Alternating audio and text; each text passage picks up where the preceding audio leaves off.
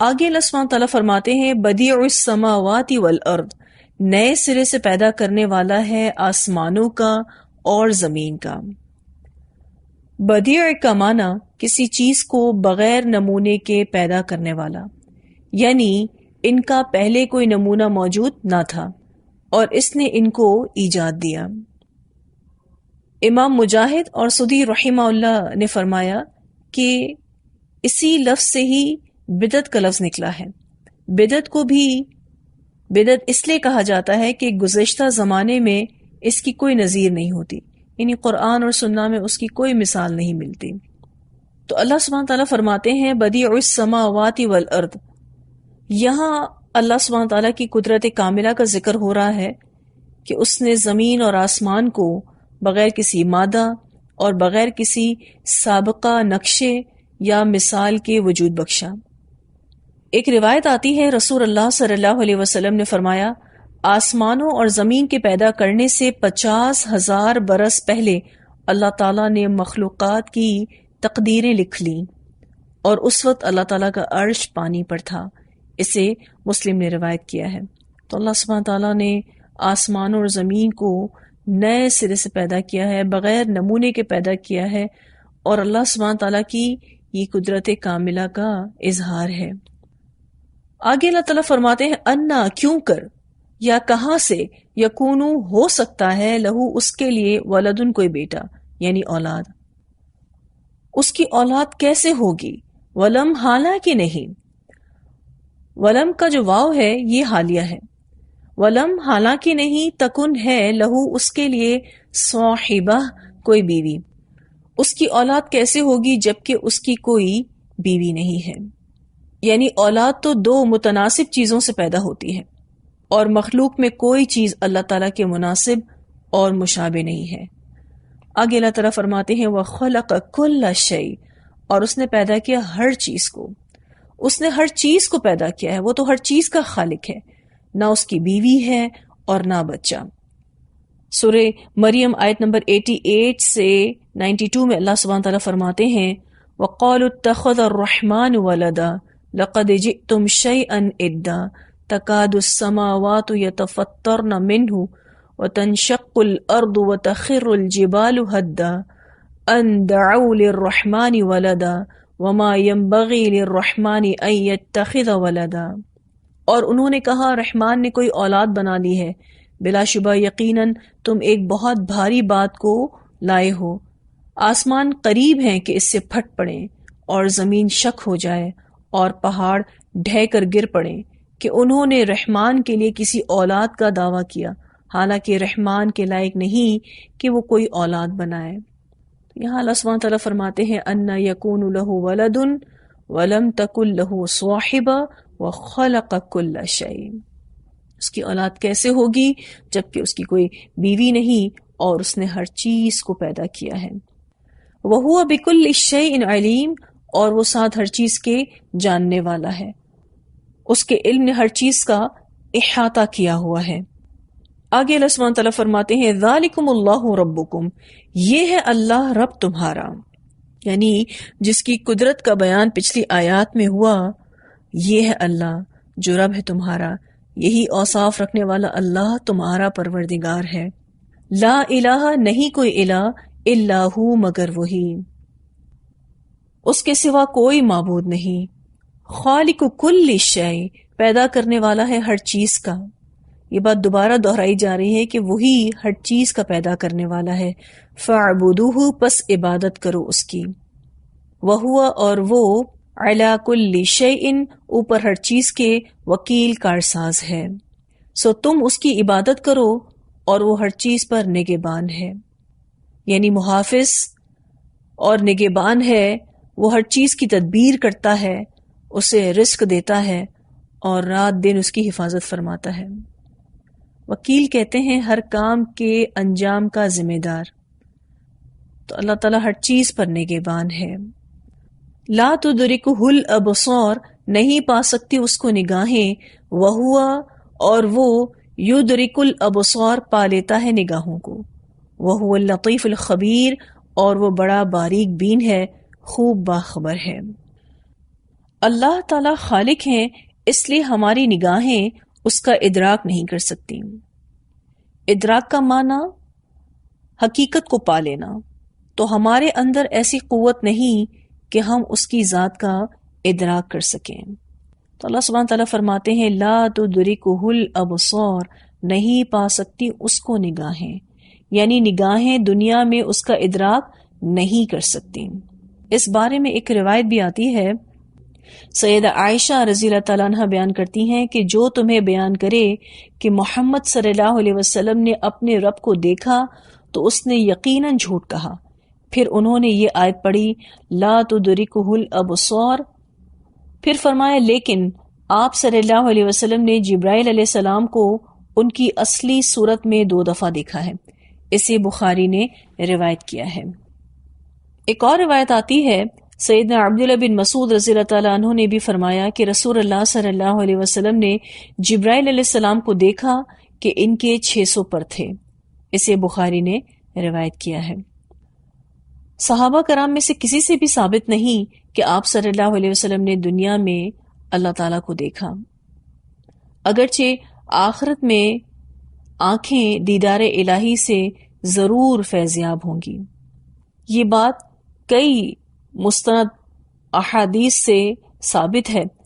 ایک روایت آتی ہے، سیدنا ابو موسیٰ اشعری رضی اللہ تعالیٰ عنہ بیان کرتے ہیں کہ رسول اللہ صلی اللہ علیہ وسلم نے فرمایا بے شک اللہ تعالیٰ نہیں سوتا اور نہ اس کی ذات پاک کے شایان شان ہے کہ وہ سوئے، وہ میزان کو جھکاتا اور اوپر اٹھاتا ہے، اس کی طرف رات کا عمل دن سے پہلے اور دن کا عمل رات سے پہلے اٹھایا جاتا ہے، اس کا حجاب نور یا آگ ہے، اگر وہ اسے دور ہٹا دے تو اس کے چہرے کے انوار ہر اس چیز کو مخلوق میں سے جلا دیں جس پر اس کی نظر پڑے۔ اسے مسلم نے روایت کیا ہے، یعنی ساری مخلوق اس کے چہرہ اقدس کے انوار اور تجلیات کی تاب نہ لاتے ہوئے جل کر راکھ ہو جائے۔ تو اللہ سبحانہ تعالیٰ کو اس دنیا میں کوئی نہیں دیکھ سکتا۔ اس کے علاوہ ایک اور روایت آتی ہے، سیدنا ابو ذر رضی اللہ عنہ بیان کرتے ہیں کہ میں نے رسول اللہ صلی اللہ علیہ وسلم سے سوال کیا کہ کیا آپ نے اپنے رب کو دیکھا ہے؟ تو آپ صلی اللہ علیہ وسلم نے فرمایا میں اس کو کیسے دیکھ سکتا ہوں، وہ تو نور ہے۔ اسے مسلم نے روایت کیا ہے۔ اب آپ دیکھیں بہت سارے لوگ یہ عقیدہ رکھتے ہیں کہ رسول اللہ صلی اللہ علیہ وسلم نے اللہ تعالیٰ کو دیکھا ہے، تو وہ اس آیت کے پھر منافی ہے۔ ایک اور روایت آتی ہے، سیدہ عائشہ رضی اللہ تعالیٰ عنہ بیان کرتی ہیں کہ جس نے یہ عقیدہ رکھا کہ محمد صلی اللہ علیہ وسلم نے اپنے رب کو دیکھا یا اس میں سے کوئی چیز چھپا لی جس کی تبلیغ کا اللہ نے حکم دیا تھا، یا رسول اللہ صلی اللہ علیہ وسلم غیب جانتے ہیں، تو اس نے اللہ تعالیٰ پر بہت بڑا جھوٹ باندھا۔ اسے مسلم نے روایت کیا ہے۔ تو اس آیت سے خاص ادراک کی نفی کی گئی ہے۔ اللہ نے اس دیدار کی نفی نہیں کی جو بندوں کو قیامت کے دن اس طرح نصیب ہوگا جس طرح اللہ چاہے گا، جبکہ عظمت اور جلال والے رب کی ذات پاک کا جس طرح وہ ہے نگاہیں ادراک نہیں کر سکتی۔ یہ انسانوں، فرشتوں یا کسی بھی دوسری مخلوق کے لیے ممکن نہیں، لیکن کل قیامت کے دن اللہ تعالیٰ اپنے بندوں کو اپنا دیدار کروائیں گے اور جس طرح اللہ تعالیٰ چاہیں گے ویسا دیدار کروائیں گے۔ اس بارے میں ایک روایت آتی ہے، جریر بن عبداللہ رضی اللہ تعالیٰ عنہ اس کے راوی ہیں، وہ روایت کرتے ہیں کہ ہم لوگ رسول اللہ صلی اللہ علیہ وسلم کے پاس بیٹھے تھے، آپ صلی اللہ علیہ وسلم نے 14ویں رات کے چاند کی طرف دیکھ کر کہا تم لوگ اپنے رب کو اسی طرح دیکھو گے جس طرح اس چاند کو دیکھ رہے ہو۔ اسے بخاری اور مسلم دونوں نے روایت کیا ہے۔ ایک اور روایت آتی ہے جس کے راوی ابو ہریرہ ہیں، رسول اللہ صلی اللہ علیہ وسلم نے فرمایا روز قیامت تم اپنے رب کو بھی ظاہراً اسی طرح دیکھو گے جس طرح بغیر کسی تکلیف کے تم 14ویں کے چاند کو دیکھتے ہو۔ اسے مسلم نے روایت کیا ہے۔ اللہ سبحانہ تعالیٰ فرماتے ہیں اس دنیا میں تو کوئی بھی اللہ تعالیٰ کو نہیں دیکھ سکتا، نگاہیں اس کا ادراک نہیں کر سکتی، لیکن کل قیامت کے دن جب حساب کتاب ہو جائے گا اور مومنین جنت میں چلے جائیں گے تو وہ جنت میں اللہ تعالیٰ کا دیدار کریں گے اور بآسانی دیدار کریں گے۔ اللہ تعالیٰ آنکھوں کو ایسی قوت دے گا کہ وہ اللہ تعالیٰ کو دیکھ سکیں گی. یہ جو پورا ٹیکسٹ ہے لا تدرکہ الابصار وہو یدرک الابصار، اس بارے میں سدی رحمہ اللہ فرماتے ہیں کہ اسے کوئی چیز نہیں دیکھ سکتی اور وہ تمام مخلوقات کو دیکھتا ہے.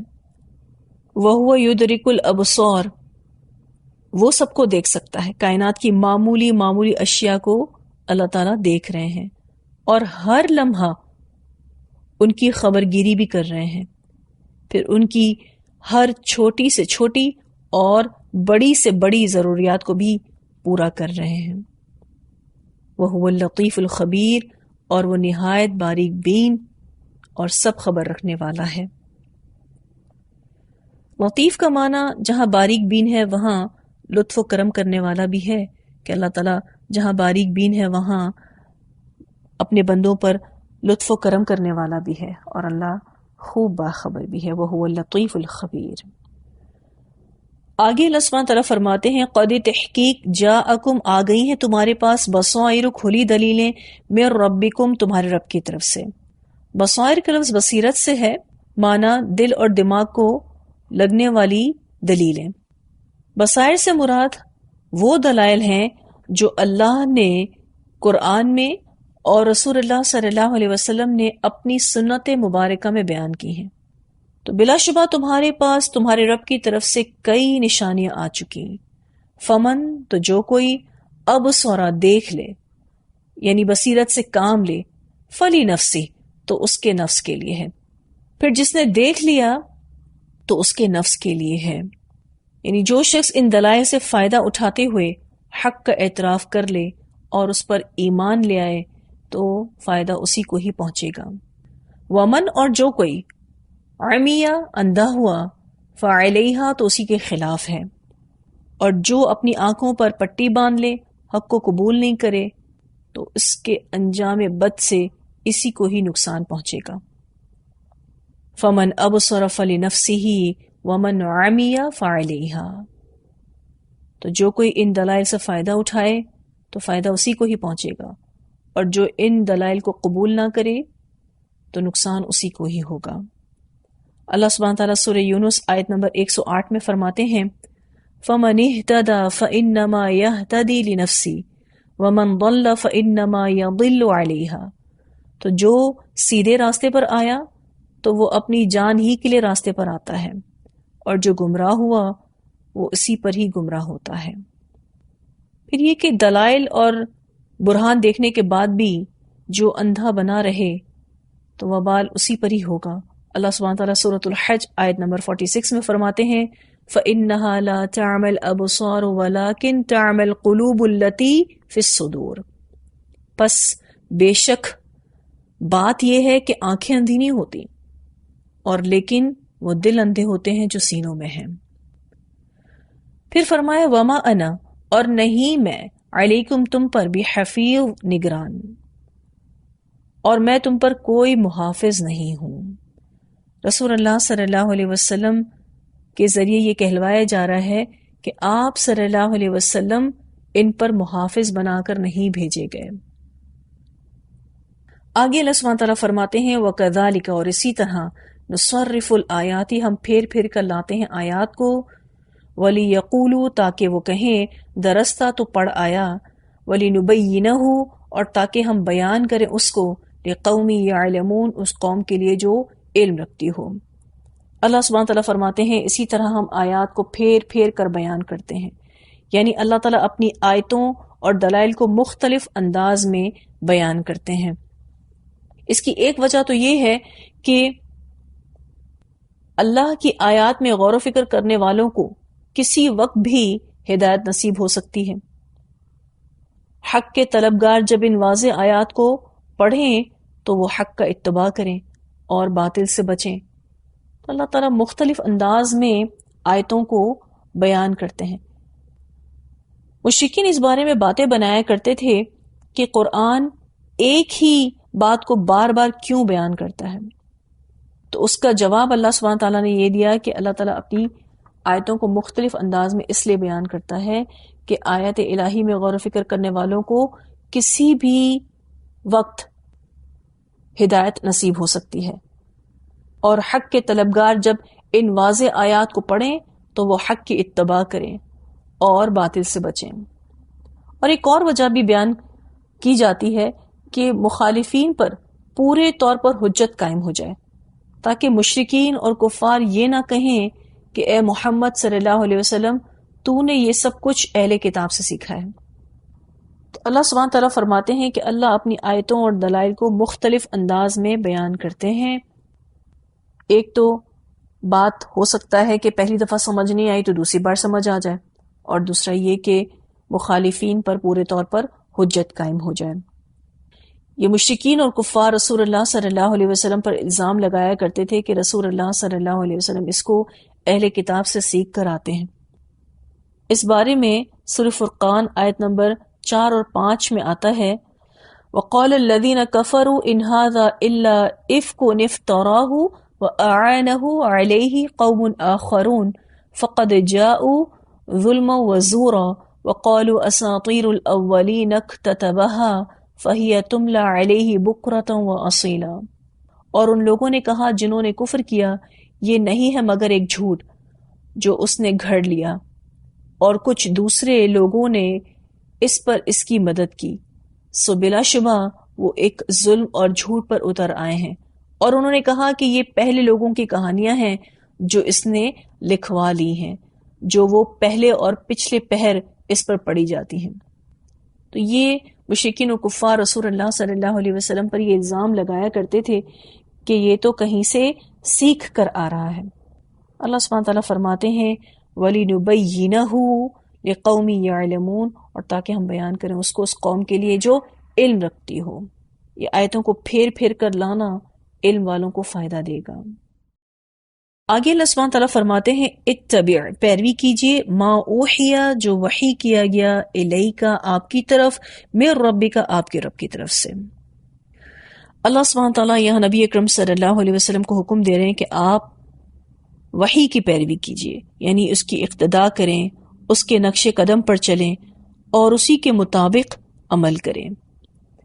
اس بارے میں ایک روایت آتی ہے رسول اللہ صلی اللہ علیہ وسلم نے فرمایا انبیاء میں سے ہر نبی کو کوئی نہ کوئی معجزہ عطا کیا گیا، اور اسی معجزے کے مثل لوگ ان پر ایمان لائے، اور مجھے جو معجزہ عطا کیا گیا وہ وحی یعنی قرآن ہے، جسے اللہ نے مجھ پر وحی کے ذریعے نازل کیا، یہ سب سے بڑا معجزہ ہے۔ بس مجھے امید ہے کہ میری امت کے لوگ قیامت کے روز تمام انبیاء کی امتوں سے زیادہ ہوں گے۔ اسے بخاری نے روایت کیا ہے۔ تو اللہ سبحانہ تعالیٰ یہاں جو نبی اکرم صلی اللہ علیہ وسلم کو حکم دے رہے ہیں اتبع ما اوحی الیک من ربک، یہ بہت اہم حکم ہے کہ آپ اس وحی کی پیروی کریں۔ پھر فرمایا لا الہ الا ہو، نہیں کوئی الہ مگر وہی، اور اس وحی کا سب سے اہم میسج توحید ہے، تو آپ توحید کو عام کیجئے۔ وَأَعْرِضْ عَنِ الْمُشْرِكِينَ، اور اعراض برتیے مشرکین سے۔ یہاں نبی اکرم صلی اللہ علیہ وسلم کے دل کو تسلی دی جا رہی ہے، اور کفار کے انکار پر جو غم آپ صلی اللہ علیہ وسلم کو ہوتا تھا اس کا ازالہ کرنے کے لیے حکم دیا جا رہا ہے کہ آپ اس وحی کو عام کیجئے، دعوت و تبلیغ کا کام کیجئے، آپ اپنی راہ پر ثابت قدمی سے چلتے رہیے، اور ان مشرکین سے اعراض برتیے، ان کی باتوں کا خیال نہ کیجئے، یعنی انہیں معاف کر دیں، درگزر سے کام لیں، اور ان کی تکلیفوں کو برداشت کرتے رہیے، یہاں تک کہ ان کے مقابلے میں اللہ آپ کو فتح اور نصرت سے نواز دے۔ تو اللہ کا پیغام پہنچاتے رہنا ہے۔ وَلَوْ شَاءَ اللَّهُ، اور اگر چاہتا اللہ تعالیٰ، مَا أَشْرَكُوا، نہ وہ شرک کرتے۔ مشرک اور کافر کے گمراہ ہونے کی حکمت تو اللہ ہی جانتا ہے۔ اگر اللہ تعالیٰ چاہتا تو تمام انسانوں کو ہدایت دے دیتا، لیکن وہ اپنی مشیت اور حکمت کے تقاضے کے مطابق جسے چاہتا ہے ہدایت دیتا ہے اور جسے چاہتا ہے گمراہ کرتا ہے۔ جس کے اندر ہدایت کی طلب ہوتی ہے اللہ تعالیٰ اس کو ہدایت دیتا ہے، جس کے اندر گمراہی کی طلب ہوتی ہے اللہ اس کو گمراہ کر دیتا ہے۔ وَمَا جَعَلْنَاكَ، اور نہیں بنایا ہم نے آپ کو علیہم، ان پر حفیظا، حفاظت کرنے والا۔ لوگوں کے اعمال کا رسول اللہ صلی اللہ علیہ وسلم سے نہیں پوچھا جائے گا، آپ صلی اللہ علیہ وسلم ان پر نگران نہیں بنائے گئے، وما انت اور نہیں آپ علیہم ان پر بے وکیل کارساز ذمہ دار۔ رسول اللہ صلی اللہ علیہ وسلم کا کام صرف اور صرف اللہ کا پیغام پہنچا دینا تھا۔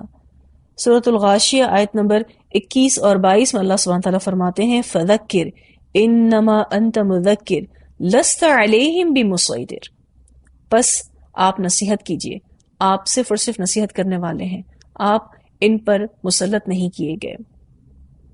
اسی طرح سورہ الرعد آیت نمبر 40 میں اللہ سبحانہ تعالیٰ فرماتے ہیں فَإِنَّمَا عَلَيْكَ الْبَلَاغُ وَعَلَيْنَا الْحِسَابُ، تو آپ کے ذمے صرف اور صرف پہنچا دینا اور ہمارے ذمے حساب لینا ہے۔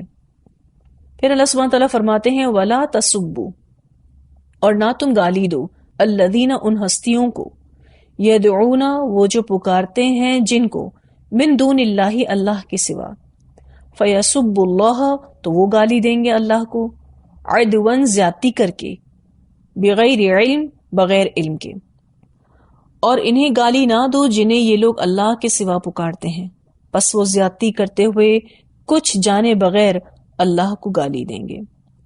تفسیر عبد الرزاق میں آتا ہے کہ مسلمان کافروں کے بتوں کو برا کہا کرتے تھے، تو جواب میں کفار بے ادبی اور بے سمجھے اللہ کو برا کہنے لگ جاتے، تو اس موقع پر اللہ نے یہ آیت نازل فرمائی۔ اللہ سبحانہ تعالیٰ فرماتے ہیں کہ صبر و ضبط سے کام لو اور غصے میں آ کر ان کے معبودوں کو برا بھلا نہ کہو، ورنہ رد عمل کے طور پر تمہارے معبود حقیقی اللہ کو یہ برا کہیں گے، اور انڈائریکٹلی یعنی بالواسطہ تم خود ہی اللہ کو گالی دینے کا سبب بن جاؤ گے۔ حالانکہ ان کے معبودوں کے برا ہونے میں کوئی شک نہیں اور ان کو برا کہنے میں بھی کوئی حرج نہیں، لیکن یہاں ایک اصول پتہ چلتا ہے کہ اگر کسی اچھے کام کے کرنے سے اس کے رد عمل کے طور پر بڑا فتنہ کھڑا ہو رہا ہو تو اس اچھے اور درست کام کو چھوڑ دینا چاہیے، اور کسی بڑے فتنے کا ڈر ہو تو چھوٹے فتنے کو گوارا کر لینا چاہیے۔ تو یہ آیت سد ذرائع کی دلیل ہے، یعنی اگر ایک جائز کام کسی بڑی خرابی کا ذریعہ بنتا ہو تو اس جائز کام کو بھی چھوڑنا ضروری ہے۔ اس آیت میں اللہ تعالیٰ نے مومنوں کو تعلیم دی ہے کہ وہ ہر لحاظ سے اللہ تعالیٰ کا ادب اور احترام ملحوظ رکھیں، اور انہیں مشرکین کے جھوٹے معبودوں کو گالی دینے سے اس لیے منع کیا گیا ہے کہ مشرکین غصے میں آ کر اللہ تعالیٰ کو گالی دیتے ہیں۔ زیادہ فساد کے مقابلے میں تھوڑی مصلحت کو چھوڑ دینا ہی بہتر ہے۔ اس بارے میں ایک روایت بھی آتی ہے، رسول اللہ صلی اللہ علیہ وسلم نے فرمایا کبیرہ گناہوں میں سے یہ گناہ بہت بڑا ہے کہ کوئی شخص اپنے والدین پر لعنت کرے۔ آپ صلی اللہ علیہ وسلم سے پوچھا گیا اے اللہ کے رسول صلی اللہ علیہ وسلم، آدمی اپنے والدین پر کیسے لعنت کر سکتا ہے؟ آپ صلی اللہ علیہ وسلم نے فرمایا کوئی شخص دوسرے شخص کے باپ کو برا کہے تو جواب میں وہ اس کے باپ کو برا کہے، اور وہ اس کی ماں کو برا کہے تو جواب میں وہ اس کی ماں کو برا کہے۔ اسے بخاری نے روایت کیا ہے۔ یعنی ہمیں ایسا کوئی درست کام بھی نہیں کرنا چاہیے جس سے کوئی بہت بڑا فتنہ کھڑا ہوتا ہو۔ تو بہت اہم اصول یہاں پتہ چلتا ہے کہ اگر کسی اچھے کام کے کرنے سے اس کے رد عمل کے طور پر بڑا فتنہ کھڑا ہو رہا ہو تو اس اچھے اور درست کام کو چھوڑ دینا چاہیے، اور کسی بڑے فتنے کا ڈر ہو تو چھوٹے فتنے کو گوارا کر لینا چاہیے۔ پھر اللہ سبحانہ تعالیٰ فرماتے ہیں کذالک اسی طرح زینا خوبصورت بنا دی ہم نے لکل امت ہر امت کے لیے اعمالہم ان کے اعمال۔ ہر امت اپنے عقائد اور اعمال پر خوش رہتی ہے۔ ایکچولی یہ دنیا دار الامتحان ہے، اور اللہ تعالیٰ نے اس کا نظام کچھ اس طرح سے رکھا ہے کہ ہر امت اپنے عمل پر خوش رہتی ہے، اپنے طور طریقے پر نازاں رہتی ہے۔ اللہ تعالیٰ کہتے ہیں کہ آج یہ اپنے غلط عمل پر خوش ہیں، اللہ تعالیٰ نے ہر امت کے لیے ان کا عمل مزین کر دیا ہے۔ ثم پھر الی ربہم اپنے رب کی طرف مرجعہم لوٹنا ہے ان کا، فینبئہم پھر وہ بتا دے گا ان کو بما کانوا یعملون ساتھ اس کے جو تھے وہ عمل کرتے۔ پھر جب یہ اللہ کے پاس چلے جائیں گے تو حقیقتیں سامنے آ جائیں گی اور ہر ایک کو معلوم ہو جائے گا کہ دنیا میں جو کام وہ کرتا رہا وہ کیسا تھا. اگر وہ اچھا کام کرتا رہا تو اس کو اچھی جزا ملے گی، اور اگر وہ برا کام کرے گا تو اس کو بری جزا ملے گی.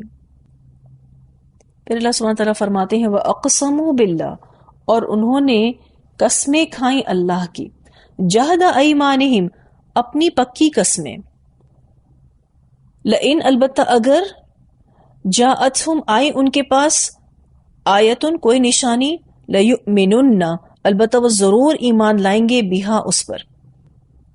مشرکین مکہ نے اپنی عادت کے مطابق رسول اللہ صلی اللہ علیہ وسلم سے کسی ایک نشانی کا مطالبہ کیا اور قسم کھا کر کہا کہ اگر یہ نشانی آ گئی تو ہم لوگ ضرور ایمان لے آئیں گے. لیکن ان کا مقصد ایمان لانا نہیں تھا، بلکہ رسول اللہ صلی اللہ علیہ وسلم اور اللہ کی آیتوں کا مذاق اڑانا تھا. وہ ہدایت کے لیے نشانی نہیں مانگتے تھے. اللہ تعالیٰ فرماتے ہیں قل، کہہ دیجئے، انما الآیات، بے شک نشانیاں، عند اللہ، اللہ کے پاس ہیں.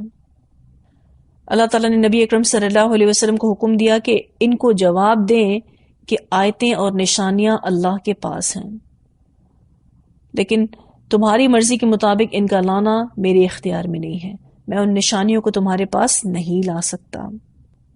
وما یشعرکم، اور کیا چیز سمجھائے تم کو.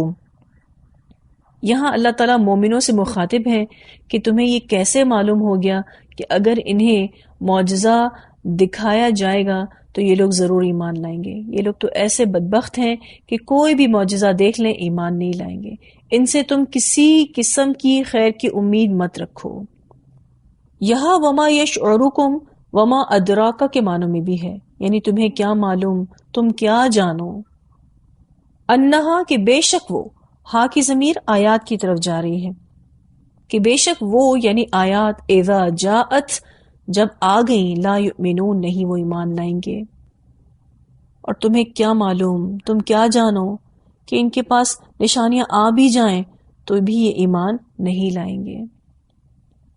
وَنُقَلِّبُ، اور ہم پھیر رہے ہیں، أَفْئِدَتَهُمْ، ان کے دلوں کو، وَأَبْصَارَهُمْ، اور ان کی نگاہوں کو، کما، جیسا کہ، لم، نہیں، یؤمنو، وہ ایمان لائے، بھی، ساتھ اس کے یعنی اس قرآن کے ساتھ، اول مرہ، پہلی مرتبہ، یعنی ہم ان کے دلوں اور آنکھوں کو الٹ دیں گے تو جیسے وہ پہلی بار بھی اس قرآن پر ایمان نہیں لائے ویسے پھر نہ لائیں گے. یعنی پہلی بار ایمان نہیں لائے تو اس کا وبال ان پر اس طرح پڑا کہ آئندہ بھی ایمان لانے کا امکان ختم ہو گیا. ابن عباس رضی اللہ تعالی عنہما اس آیت کی تفسیر میں فرماتے ہیں کہ مشرکوں نے جب اس قرآن کا انکار کیا جسے اللہ نے نازل کیا تو اس کے بعد ان کے دل کسی بھی چیز پر ثابت نہ رہے بلکہ ہر چیز سے پھر گئے. مجاہد رحمہ اللہ فرماتے ہیں وَنُقَلِّبُ أَفْئِدَتَهُمْ وَأَبْصَارَهُمْ کے بارے میں، کہتے ہیں کہ اس کے معنی یہ ہے کہ ہم ان کے اور ایمان کے درمیان حائل ہو جائیں گے اور ان کے پاس اگر تمام نشانیاں بھی آ جائیں تو پھر بھی یہ ایمان نہیں لائیں گے جیسا کہ ہم پہلی مرتبہ ان کے اور ایمان کے درمیان حائل تھے. تو اللہ سبحانہ تعالیٰ فرماتے ہیں وَنُقَلِّبُ أَفْئِدَتَهُمْ وَأَبْصَارَهُمْ كَمَا لَمْ يُؤْمِنُوا بِهِ أَوَّلَ مَرَّةٍ وَنَذَرُهُمْ، اور ہم چھوڑ دیتے ہیں ان کو، فی طغیانہم، ان کی سرکشی میں، یعمہون، وہ بھٹکتے پھرتے ہیں. ابن عباس نے طغیان سے مراد کفر کہا ہے اور قتادہ کہتے ہیں کہ اس سے مراد ضلالت اور گمراہی ہے. تو اللہ سبحانہ تعالیٰ انہیں ان کی سرکشی میں بھٹکنے کے لیے چھوڑ دیں گے. جو شخص بھی ہٹ درمی سے ایک مرتبہ انکار کر دیتا ہے پھر وہ مسلسل انکار ہی کرتا رہتا ہے. اگر اسے ایمان لانا ہوتا تو پہلے ہی کیوں انکار کرتا؟ اس نے جان بوجھ کر پہلی مرتبہ انکار کیا، اب وہ آئندہ بھی ایسا ہی کرتا رہے گا. اس سے حق قبول کرنے کی توقع رکھنا فضول ہے. تو یہاں الحمدللہ ہمارا یہ لیسن مکمل ہوا. اتنی آیات کی ہم تلاوت سنتے ہیں. بدیع السماوات والارض أَنَّىٰ يَكُونُ لَهُ وَلَدٌ وَلَمْ تَكُن لَّهُ صَاحِبَةٌ وَخَلَقَ كُلَّ شَيْءٍ وَهُوَ بِكُلِّ شَيْءٍ عَلِيمٌ ذَلِكُمُ اللَّهُ رَبُّكُمْ لَا إِلَٰهَ إِلَّا هُوَ خَالِقُ كُلِّ شَيْءٍ فَاعْبُدُوهُ وَهُوَ عَلَىٰ كُلِّ شَيْءٍ وَكِيلٌ لَا تُدْرِكُهُ الْأَبْصَارُ وَهُوَ يُدْرِكُ الْأَبْصَارَ وَهُوَ اللَّطِيفُ الْخَبِيرُ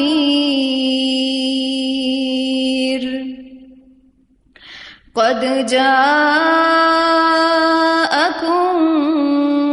بَصَائِرُ مِن رَّبِّكُمْ فَمَنْ أَبْصَرَ فَلِنَفْسِهِ وَمَنْ عَمِيَ فَعَلَيْهَا وَمَا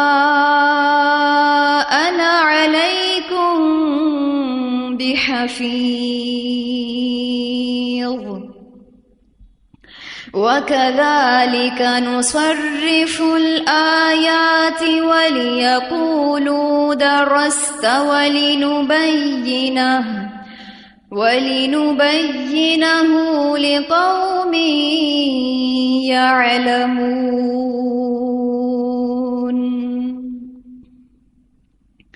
اتَّبِعْ مَا أُوحِيَ إِلَيْكَ مِن رَّبِّكَ لَا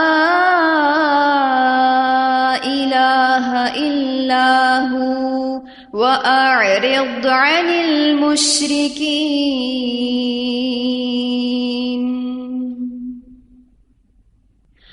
وَلَوْ شَاءَ اللَّهُ مَا أَشْرَكُوا وَمَا جَعَلْنَاكَ عَلَيْهِمْ حَفِيظًا وَمَا أَنتَ عَلَيْهِمْ بِوَكِيلٍ وَلَا تَسُبُّوا الَّذِينَ يَدْعُونَ مِن دُونِ اللَّهِ فَيَسُبُّوا اللَّهَ عَدْوًا بِغَيْرِ عِلْمٍ كَذَلِكَ زَيَّنَّا لِكُلِّ أُمَّةٍ عَمَلَهُمْ ثُمَّ إِلَى رَبِّهِمْ مَرْجِعُهُمْ فَيُنَبِّئُهُم بِمَا كَانُوا يَعْمَلُونَ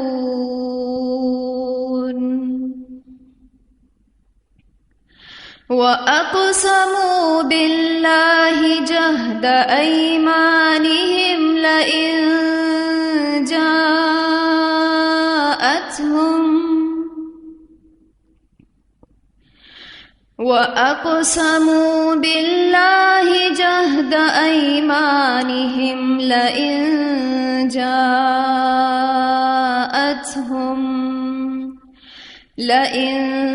جَاءَتْهُمْ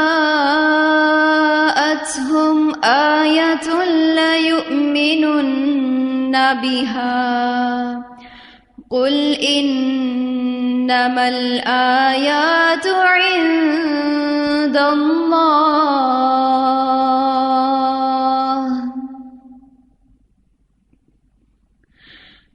وَمَا يُشْعِرُكُمْ أَنَّهَا إِذَا جَاءَتْ لَا يُؤْمِنُونَ وَنُقَلِّبُ أَفْئِدَتَهُمْ وَأَبْصَارَهُمْ كَمَا لَمْ يُؤْمِنُوا بِهِ أَوَّلَ مَرَّةٍ ونذرهم في طغيانهم يعمهون.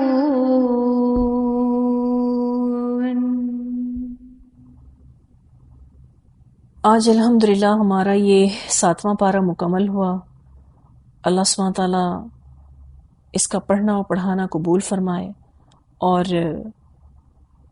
اس کے پڑھنے اور پڑھانے میں جو ہم سے غلطی ہوئی اللہ اس سے درگزر بھی فرمائے. نیکی کی توفیق اور برائی سے بچنے کی طاقت صرف اور صرف اللہ کی طرف سے ہے. اللہ تعالیٰ سے دعا ہے کہ اللہ مرتے دم تک ہم سے دین کا بہترین اور قبولیت والا کام لیتا رہے، اور اللہ سے دعا ہے کہ اللہ ہماری نسلوں میں ایمان چلائے. وآخر دعوانا ان الحمد للہ رب العالمین. سبحانک اللہم وبحمدک نشہد ان لا الہ الا انت نستغفرک ونتوب الیک. ربنا تقبل منا انک انت السمیع العلیم وتب علینا انک انت التواب الرحیم. الہی آمین.